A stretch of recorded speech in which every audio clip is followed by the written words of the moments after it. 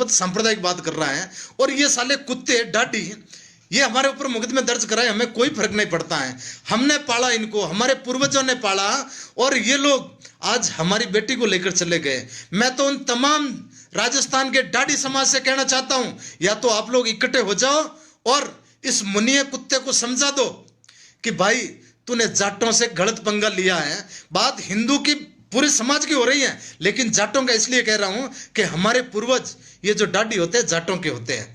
हम लोग हमारे जो सभाएं होती है, ब्याह शादी मौत मरतंग, जब भी तब ये डूम वहां खड़े रहते हैं। इनको 10 रुपये 20 रुपये 50 रुपये 100 रुपये देते हैं और ये हमारे घरों पे पड़ते हैं। जब शादी होती तो ढोल भी हम ढोली को नहीं बुलाकर इनको बुलाते हैं। वहां पे हर शादी में 10 20 50 हजार रुपये लेके जाते हैं।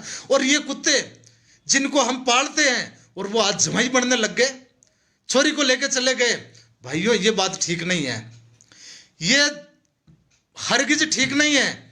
वो कहते हैं ना कि लव मैरिज कर लिया, इनके तो कागज कंप्लीट हैं। तो मैं बता रहा था हरिराम जी के जो बेटा है उनके जो सत्यनारायण जी, उनकी बहू ने इसको भाई बनाया था।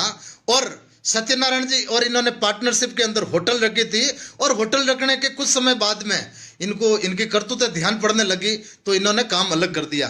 फिर जोधपुर जिले के में एक छोटा सा गांव है गढ़ सूरिया, वहां के सुमेर जी पूनिया है, वो पूनिया जी वहीं पे काम कर रहे हैं बरसों से, और उनकी खाद बीज की दुकान है। और सत्यनारायण जी जो डुड्डी है वो और ये जो सुमेर जी पूनिया, ये दोनों पार्टनरशिप के अंदर अपना काम चालू करने लगे।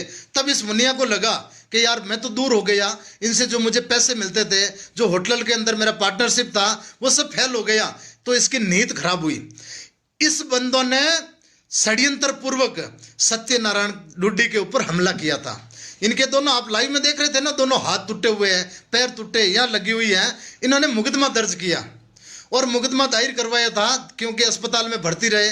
फिर भी ये हिमायती बन के वहां गया, वहां पे खड़ा रहा, इनकी संपत्ति लेता रहा कि मैं तुम्हारे साथ में हूं, मैं तुम्हारे साथ में हूं। और जाट तो वैसे ही भोले होते हैं, तो इन्होंने फिर भी विश्वास किया।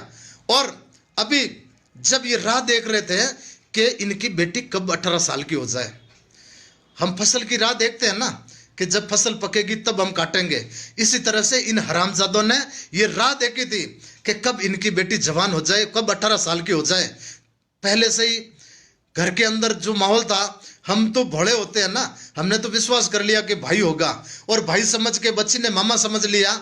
और एक बच्ची जो कच्ची मिट्टी होती है ना, उसका चाहे आप कुलड़ी बनाओ, चाहे परात बनाओ, चाहे मटकी बनाओ, चाहे हुक्का बनाओ, हुक्के की चिल्लम, ये मिट्टी से तो आप कुछ भी बना सकते हो। और वो बच्ची तो एकदम मिट्टी जैसी थी, उसका माइंड वॉश कर लिया कोई तांत्रिक क्रियाओं से, और वो लड़की सीधे इनके कब्जे के अंदर आ गई।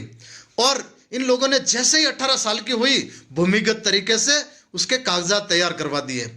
अब षड्यंत्र देखना आप, मैं थोड़ा सा समय लूंगा, लेकिन जो लोग फोन करके पूछते हैं ना कि आखिर वो मामला क्या है, तो ये लोग दुकान से इसकी पार्टनरशिप मुनिया को बाहर निकाल दी, तो फिर ये वहां पे घूमने लगा।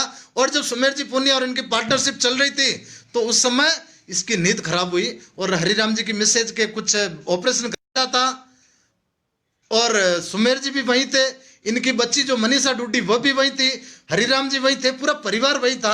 जब एक उनकी कुछ भाइयों से निवेदन कर रहा हूँ, यारों बीच में फोन मत करो, आप लोग ही बीच में बार बार फोन कर रहे हो तो ये लाइव डिस्टर्ब हो जाता है।